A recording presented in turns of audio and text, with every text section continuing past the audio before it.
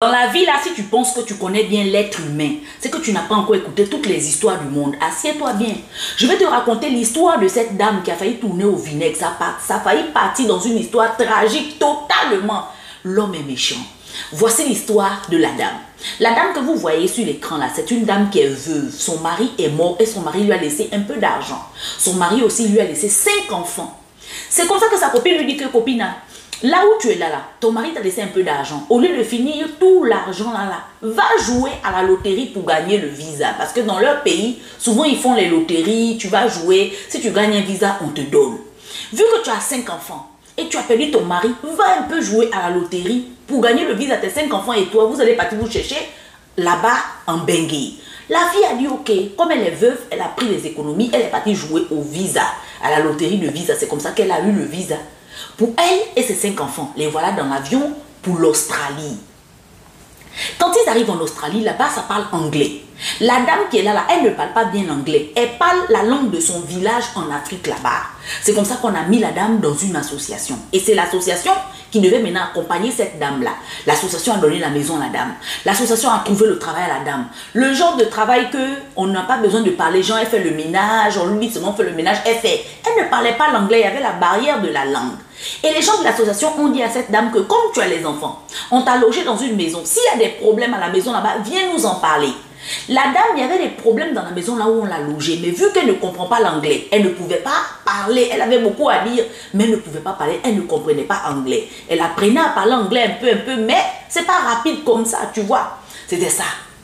Donc, dans l'association là-bas, il y avait un monsieur qui venait toujours à l'association. Il venait pour aider. Un monsieur africain.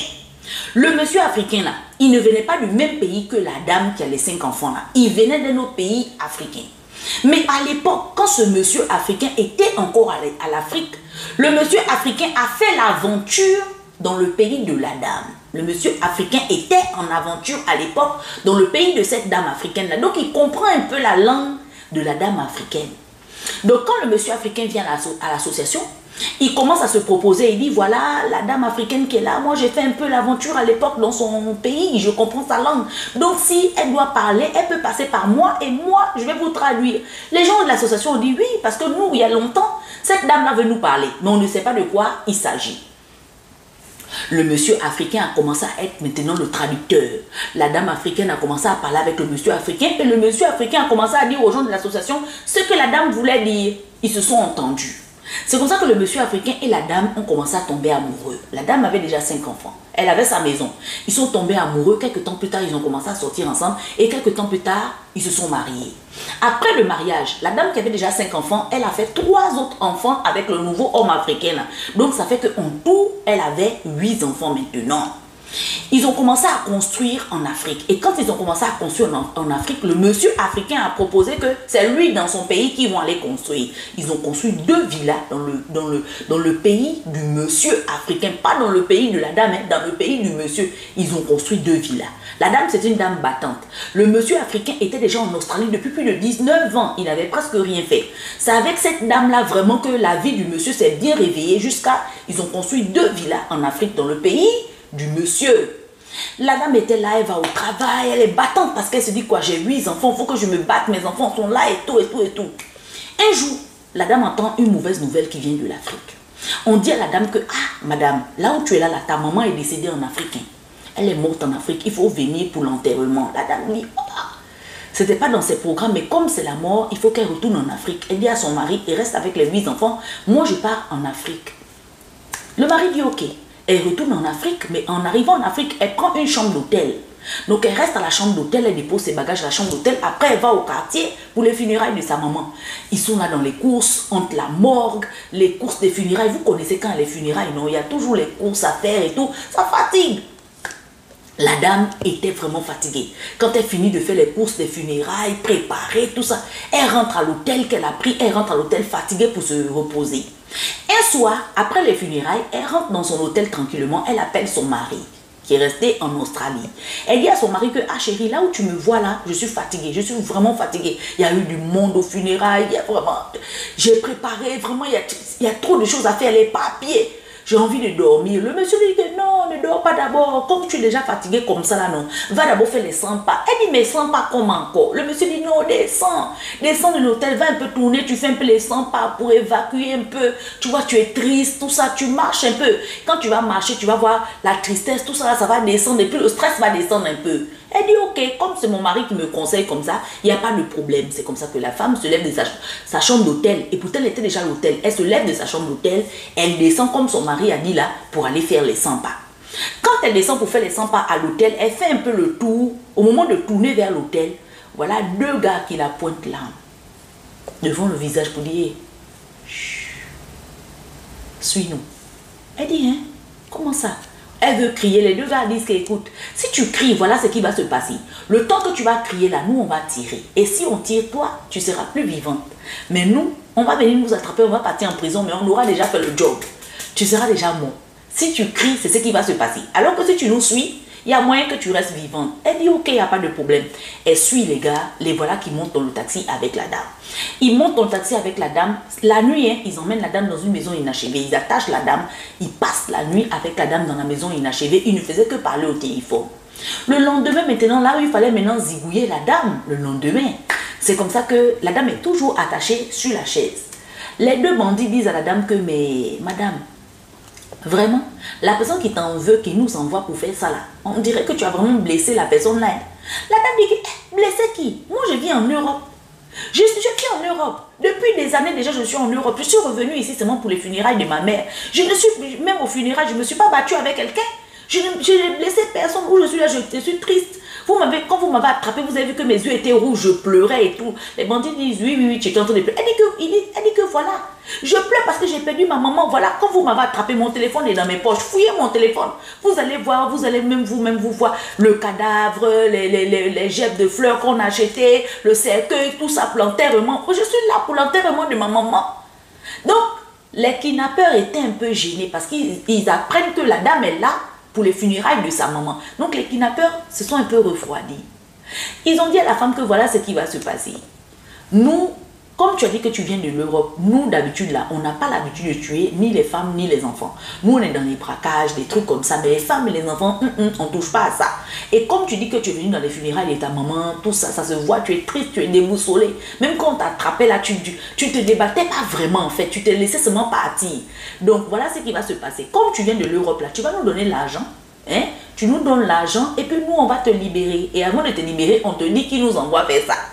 Elle dit ok, il n'y a pas de problème, on fait le deal, on fait le deal. Donc ils ont gardé la dame depuis hier nuit jusqu'à toute la journée dans la maison inachevée. Le frère de la dame maintenant, il cherche la dame, il dit que mais ma soeur est venue au funérailles de notre mère. Elle ne répond pas à sa chambre d'hôtel, elle n'est pas dans sa chambre d'hôtel, on la cherche. Le frère de la dame maintenant, il va à la police pour déclarer la disparition de sa soeur qui est venue en Afrique. Quand il va à la police dit que ah, ta grande soeur a disparu. Oui, ma grande soeur a disparu. Elle vivait en Europe. Elle est venue pour les funérailles de maman. Elle a disparu comme ça. La police dit, ok, comme elle vient en Europe comme ça, là, il faut donner d'abord 500 $ avant que on aille maintenant chercher ta grande soeur. Le gars dit, mais attends, je vous dis que ma grande soeur, on l'a kidnappée pour me demander 500 $. Je vais trouver 500 $ où? La police dit que, mais ta grande soeur, elle vivait en Europe. Non, fais tout. C'est comme ça que le jeune, il appelle le mari de la grande soeur en Europe. Il dit au mari de la grande soeur que, ah, beau-frère, ta femme a disparu ici. On veut ouvrir une enquête à la police, mais les policiers demandent 500 $. Le mari dit, quoi? Ma femme a disparu. Ma femme a disparu comment? La police veut combien? C'est comme ça que le jeune dit que la police veut 500 $. Le monsieur en Australie, il fait un transfert sur Western Union pour envoyer 500 $ maintenant à la police, pour que la police commence à faire les recherches. De l'autre côté, la dame est avec les kidnappeurs. La dame dit aux kidnappeurs qu'il n'y a pas de problème, donnez-moi un compte sur lequel je vais verser l'argent, vous me laissez. Les kidnappeurs disent que, ok, là où on est là, tu vas nous payer et ton mari aussi va nous payer. Elle dit, mon mari comment? Les kidnappeurs disent que mais c'est ton mari qui nous a envoyé faire le sale boulot. C'est ton mari qui a dit de te descendre. La femme dit non, c'est pas possible, mon mari il m'aime trop. Mon mari m'aime trop. Quand je suis arrivée en Australie, c'est mon mari qui m'a aidé, c'est mon mari qui m'a tout fait. Aujourd'hui, même tout ce que je fais, je suis une femme battante plus à cause de mon mari, c'est lui qui m'a motivée. Mon mari ne peut jamais faire ça. C'est comme ça que les kidnappeurs disent que ok, comme il ne peut jamais faire ça là, on va te montrer les messages. C'est comme ça que les kidnappeurs font sortir les messages, tout ce que le mari a écrit Genre, elle va descendre bientôt de la chambre d'hôtel, hein, attraper-les, il est là, hein. Tout était écrit.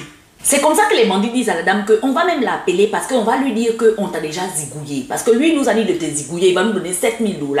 Donc on va l'appeler pour lui dire que c'est bon, on t'a zigouillé, on t'a balancé quelque part là-bas, c'est fini, tu es mort. Donc on va l'appeler pour lui dire ça. Et puis il va nous faire nos 7000 $.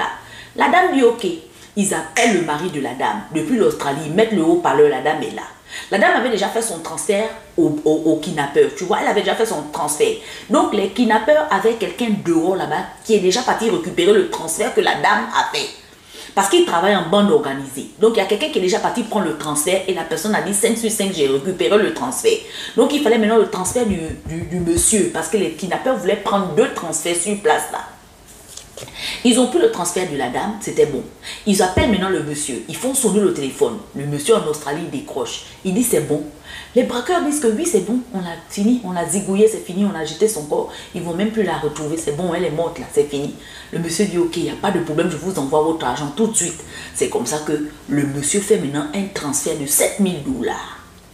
Le bandit qui était dehors a récupéré encore les 7000 $ que le monsieur a fait de l'Australie. Il a dit 5 sur 5, on a récupéré. Mais les bandits circulent avec les faux noms. Ils ont les fausses pièces d'identité. On ne peut pas les tracer.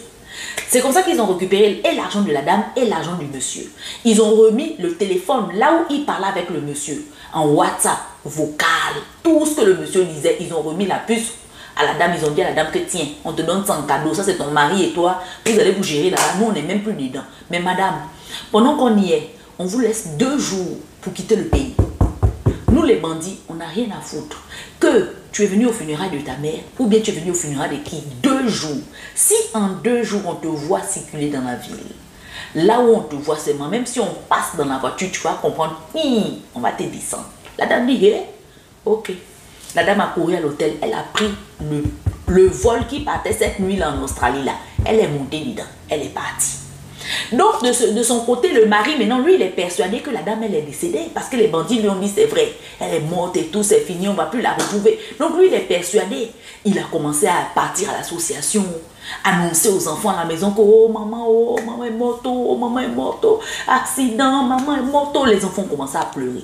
Il part à l'association, il a commencé à pleurer, à annoncer les gens de l'association. Les gens aussi, vous connaissez, les blancs sont rapides dans les funérailles. Les blancs, c'est pas comme nous, là où on dit qu'il est mort aujourd'hui et puis après 1 mois on fait le funérail, après 2 semaines, les blancs il est mort aujourd'hui, c'est aujourd'hui aussi que tout commence. C'est comme ça que les gens de l'association ont organisé un petit funérail avec la photo de la dame. Les gens commençaient à venir pleurer dans une salle, pleurer, venir souhaiter les condoléances au monsieur qui restait avec les 8 enfants. Donc pendant que les gens faisaient tout le djabou là en Australie, la dame était déjà arrivée en Australie. Elle est assise. Elle était assise dehors dans une voiture.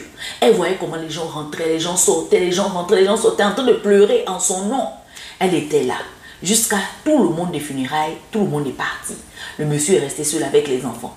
Au moment où le monsieur s'est levé, il voulait sortir maintenant avec les enfants. Bang bang, voilà le monsieur et la dame nez à nez. C'est là que la dame vient rencontrer maintenant le monsieur tic. Il dit, ah, mes yeux, je vois mal ou bien? La dame dit que non, tu vois très bien, c'est moi. C'est moi. Policia, s'il vous plaît, le voilà, arrêtez. Le monsieur dit que, mais la police m'arrête pourquoi? La police m'arrête pourquoi? Je suis au courant de rien. La dame dit, hé, au commissariat. Arrivé au commissariat, le monsieur a nié en bloc. C'est comme ça que la dame a fait sortir la puce.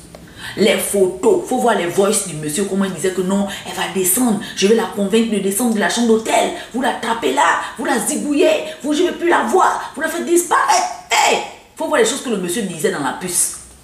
Ils ont enfermé le monsieur 9 ans de prison ferme. Les gens disaient même que 9 ans, c'était trop petit. 9 ans de prison ferme. Là où je vous parle là, les 9 ans là sont arrivés. En juin 2024 là, il va être libéré. Maintenant les gens se posent la question parce que la femme n'a jamais déménagé de la ville là où elle habitait. Elle est restée dans la même ville. Les gens se posent maintenant la question, mais concernant maintenant le divorce, ça va se passer comment? Est-ce qu'il va accepter de divorcer? Est-ce qu'on doit dissoudre le divorce? On doit dissoudre, imposer le divorce, vu qu'il a voulu faire ça à la femme. Est-ce qu'on va encore lui demander la permission, tu veux divorcer, ou bien on doit direct automatiquement le rayer? Maintenant, les 2 maisons qu'ils ont construites dans le pays du gars, là, la femme fait comment? Est-ce qu'elle laisse, ou bien elle fait comment? C'est ça la question que les gens se posent. Et puis quand il sort de prison, là, il va venir rester où? Chez qui? Parce que la dame n'a jamais déménagé de la ville, elle est toujours dans la même ville, dans la même maison. Donc c'est sûr que quand il va sortir de prison, il va sûrement vouloir revenir à la maison. Est-ce que la dame va l'accepter? Parce qu'il n'a pas arrêté de demander pardon à la dame, que non, il a reconnu ses erreurs, c'est le diable, c'est le diable.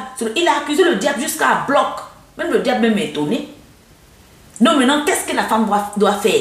2024, en juin, là, il est libéré. Et pour les 2 maisons qui sont au bled, là, elle fait comment? À vous de renchérir, à vous la parole.